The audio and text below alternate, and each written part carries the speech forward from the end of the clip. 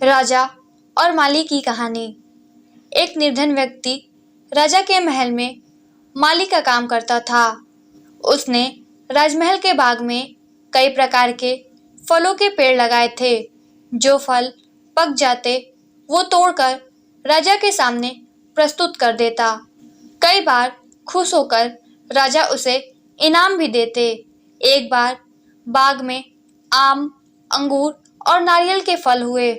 माली टोकरी लेकर बाग में पहुंचा और सोचने लगा कि आज कौन सा फल महाराज के लिए ले जाऊं। कुछ देर सोचने के बाद उसने अंगूर तोड़ लिए और टोकरी में भरकर राजा के पास पहुंचा।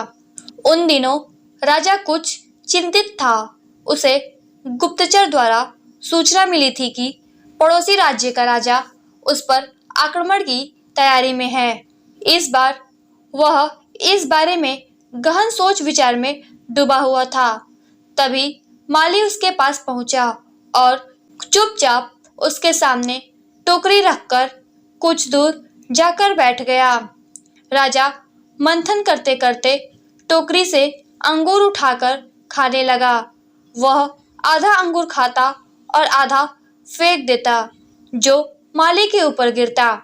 जैसे ही अंगूर माली को लगता, वह कहता, भगवान तू बड़ा दयालु है। सोच विचार में डूबे राजा का ध्यान इस ओर नहीं था कि वह अंगूर माली के ऊपर फेंक रहा है। एक बार फिर उसने अंगूर माली के ऊपर फेंका और माली ने फिर से कहा, भगवान तू बड़ा दयालु है। इस बार राजा का ध्यान माली की ओर चला गया। उसने आश्चर्य से उसे देखा और पूछा, माली मैं तुम पर झूठे फल फेंक रहा हूँ और तुम कह रहे हो भगवान तू बड़ा दयालु है। इसमें भगवान की कैसी दया। माली ने उत्तर दिया, महाराज आज बाग में 3 तरह के फल थे, आम, अंगूर और नारियल। मैं सोच रहा था कि आपके लिए कौन सा फल लाऊं।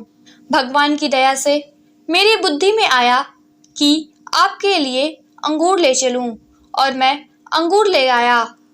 यदि मैं आम या नारियल ले आता तो सोचिए मेरा हाल क्या होता। इसलिए मैं कह रहा हूँ कि भगवान बड़ा दयालु है। राजा माली का उत्तर सुनकर सोचने लगा कि वह व्यर्थ में चिंतित है। भगवान की दया से उसे समय रहते पड़ोसी राज्य के राजा के मंसूबों का पता चल गया है। इससे उसे अपने राज्य की रक्षा की तैयारी का पर्याप्त समय मिल गया है। उसने भगवान को धन्यवाद दिया और राज्य की रक्षा की तैयारी में जुट गया। जब युद्ध हुआ तो उसमें उसकी विजय हुई और उसने अपना राज्य बचा लिया। दोस्तों, इस कहानी से हमें यह सीख मिलती है कि समय का चक्र ऐसा ही है।